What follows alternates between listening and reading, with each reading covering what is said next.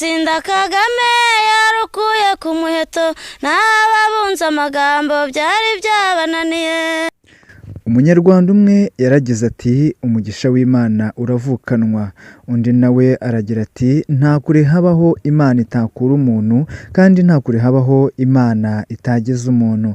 Undi nawe agira ati icyo uzaba cyo burya muragendana, kandi niko kuri icyo uzaba cyo byanga bikunze abantu ntibakikubonamo, abantu ntibakikubonaho, yewe niyo ugenda nawe ubwawe ushobora gusanga utazi icyo uzaba cyo, ariko icyo Imana yakuvuzeho, icyo Imana yakugambiriyeho, icyo Imana yagutekerejeho byanga bikunze kiba kizasohora. Nta gushidikanya umugambi w'Imana ni mugari ku muntu, nta gushidikanya icyo Imana yavuze ku muntu kizasohora. Ndagira ngo uyu munsi twigarukire aho tureba umuririmbyi waririmbye abitangira abona ari ibintu byoroshye, abitangira ari ibintu biri aho, ariko kuri uyu munsi bikaba byahinduye ubuzima bwe. Uyu nta wundi ni Beatha waririmbye azabastinda Kagame. Kuri ubu ngubu akaba yahawe igihembo.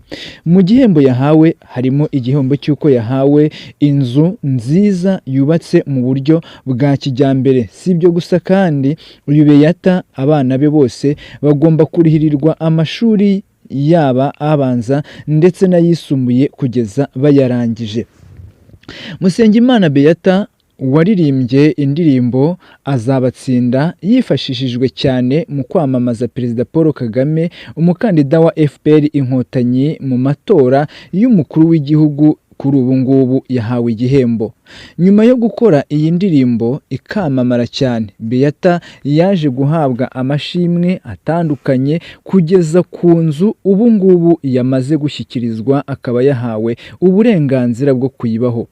Mu kiganiro aherutse kugirana n'ikinyamakuru Igihe.com, Beatha yagize ati hari amashimwe atandukanye, ariko kugeza ubu ikinini ndi kwishimira ni inzu yuzuye, n'ubu sindiyumvisha ko ari iyanjye. Iyi nzu yagombaga gutahwa ku mugaragaro ku itariki ya 5 Ukwakira 2024, ariko biza gusubikwa. Uyu mugore ahabwa ibikoresho byo kuyishyiramo. Beatha n'itsinda indashyikirwa mu mihigo baririmbana basanzwe batuye mu karere ka Kamonyi, umurenge wa Nyamiyaga, akagari ka Kidahwe, ari naho uyu mugore yubakiwe inzu y'indashyikirwa, inzu yo gushimirwa kubera igikorwa cyiza yakoze. Mfite itorero mbamo igihe cyo kuvuga ngo kwibohora no minsi mikuru ya Repubulika yagera, n'ubundi twabaga dufite indirimbo twahimbye zo kubyina kuri iyo minsi. Rero n'ubundi urabona twerekeje kampeyini ya 2017 nibwo natangiye gutekereza, ndavuga nese tugiye kwerekeza mu gihe cyo kwamamaza tuzakoresha iyi ndirimbo. Ni igitekerezo naho cyapfuye, ntangira gutekereza amagambo, ndeba ibikorwa biri muri Rwanda, ndeba aho rwavuye, ndeba aho rugeze, ndakusanya nkoramo iriya ndirimbo mwumvise. Uyu nguyu yigeze kuvuga ko yakuranye impano yo kubyina, bituma akurira mu matorero atandukanye, arimo nk'itorero ry'akarere ka Kamonyi, aho yagendaga aserukana n'ayandi matsinda mu rwego rwo kuririmba, mu rwego rwo kubyina, ariko kandi akabikora neza cyane, akabikora bikunze. Ariko si umukandida wari kuza abwira abanyarwanda ngo nzabakorera ibi, n'uwo tubona wadukoreye ibi urumva wari kumutsinda ari uzakora, cyangwa wari gutsinda n'uwakoze. Kugeza ubwo yaje kwimukira aho atuye ubu ngubu, akimara kuhagera avuga ko byabanje kumugora kuko atahise abona itsinda ryo gukoreramo imyidagaduro cyangwa se itsinda ryo guhita abyiniramo. Nyuma yaje kugenda yegeranya abantu bake na bake, arabegeranya kugeza ku gihe yababyajemo itorero indashyikirwa, hanyuma barabyina. Nibwo mu kwiyamamaza k'umukuru w'igihugu nabwo nawe yagize igitekerezo yumva yahimba indirimbo, nibwo yaririmbye azabatsinda Kagame. Azabatsinda Kagame ni indirimbo yakoreshejwe cyane cyane mu kwamamaza umukuru w'igihugu ku ishyaka ry'umukandida w'igihugu wa FPR Inkotanyi. Ahangaha iyi ndirimbo kandi yagarutsweho n'abantu batari bakeya, kugeza ubwo hari nk'abagiye bagaragaza yuko iyi ndirimbo ariyo ya mbere, ariyo ndirimbo rwose yesheje agahigo. Uyu muhanzi igihe yaririmbaga ntabwo yabaga ari wenyine muri iki gikorwa cyo kwamamaza umukuru w'igihugu, habaga harimo n'abandi bahanzi, harimo ba Knowless n'abandi, harimo ba Gisupusupu, Uwiringiye Imana Theo,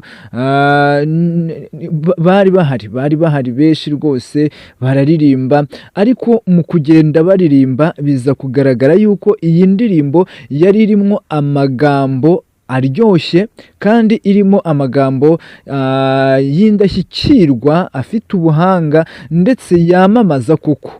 Iyi ndirimbo yaragiraga ati azabatsinda Kagame yarukuye ku muheto, akagenda ashyiramo ibitero, aho yavugaga yuko kubaka amashuri abandi byari byabananiye, gutanga mituweli byari byabananiye, gukora imihanda byari byabananiye, kubaka amashuri byari byabananiye, hanyuma ariko Kagame we aza kubishobora. Niho yahereye rero, ahereye ku bikorwa by'indashyikirwa nyakubahwa Perezida wa Repubulika y'u Rwanda yari agezeho mu myaka yari amaze kuyobora igihugu cy'u Rwanda. Nk'uko kandi twabigarutseho, aho nk'aho mu Rwanda uhasanga amashuri yegerejwe abanyeshuri, amashuri meza, aho uhasanga imihanda, aho hasanga amashanyarazi yegerejwe abaturage, ubuyobozi bwegerejwe abaturage. Nimvuga ngo uburezi, ndavuga uburezi kuri bose. Nimvuga ngo amasoko meza ya kijyambere, ni ibikorwa byinshi by'indashyikirwa uyu mubyeyi nyakubahwa Perezida wa Repubulika y'u Rwanda yagezeho mu gihe yari amaze ayobora. Nicyo rero cyabaye motivasiyo cyangwa se kiba bituma uyu Beatha agira igitekerezo cyo guhimba iyi ndirimbo ivuga ngo azabatsinda Kagame, kubera yuko abandi wasangaga bavuga amagambo gusa, ariko nyakubahwa ibye atari amagambo ahubwo ari ibikorwa bigaragarira buri wese. Ibi rero yabishingiyeho abona yuko koko Kagame azabatsinda. Ni nako byaje kugenda koko, Kagame yaratsinze ku manota ari hejuru, abandi biza kurangira batsinzwe mu matora.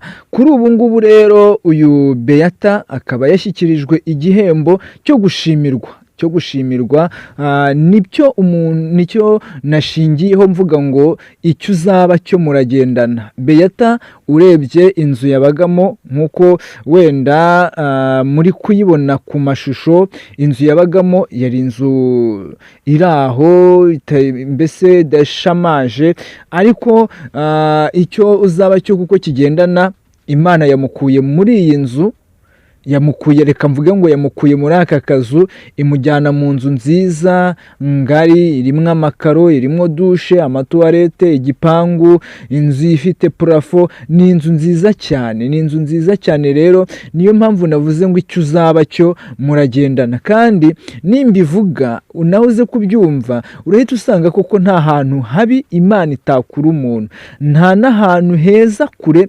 Imana itageza umuntu. Ibi ngibi nuza kubirebaho, nuza kubitekerezaho, uraza gusanga ariko kuri, kubera ko tureke n'uyu nguyu, hari n'abandi wagendera ugasanga Imana yabahinduriye amateka, Imana yahinduye ubuzima, Imana yahinduye icyerekezo. Bivuze ngo icyo uzaba cyo. Nanjye ubu ngubu turimo kuvugana, wasanga icyo nzaba cyo ntaramenya icyo ari cyo, kandi wasanga icyo nzaba cyo ubu ngubu turi kugendana, ejo waza gusanga nanjye nahinduriwe amateka. Nawe icyo uzaba cyo muragendana. Wasanga uyu munsi utazi icyo uzaba cyo, wasanga ushobora kuba ukennye, ushobora kuba ushonje, ushobora kuba uri mu buzima bubi bugoye, ushobora kuba ariko icyo uzaba cyo mugendana nawe utabizi, ndetse biranagoye ko n'abantu bamenya icyo uzaba cyo. Ntabwo abantu bamenya icyo uzaba cyo, nta nubwo batekereza icyo uzaba cyo, ariko Imana izi icyo uzaba cyo. Niyo mpamvu yigeze kubwira Yeremiya aya magambo, iramubwira ngo nzi ibyo nibwira nzakugirira si bibi, ahubwo ni byiza, kugira ngo nkureme umutima w'ibyo uzabona hanyuma. Ibi ngibi rero bibaye ikimenyetso kuri Beatha. Iri ni itangiriro ry'umunezero, ni itangiriro ry'ibyishimo, ni itangiriro ryiwe.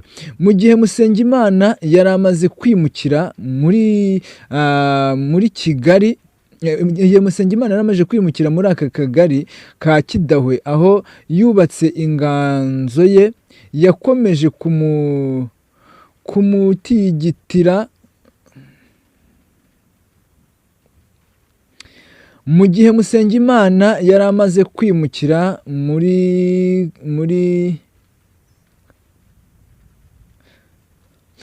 aho Musengimana yari amaze kwimukira mu kagari ka Kidahwe, aho yubatse inganzo, yakomeje kumukirigita, atangira gushakisha abo bafatanya, nk'uko muri kugenda mubibona ahangaha ku mafoto. Ntabwo abikora wenyine, ari kumwe n'abandi bantu batandukanye, abagabo b'ibikwerere, abakobwa, ababyeyi, mbese ubona yuko nabo bari mu gikorwa cyiza, aho ahangaha bigaragara yuko uyu mubyeyi usibye no kuba nawe ubwe ahimba, ariko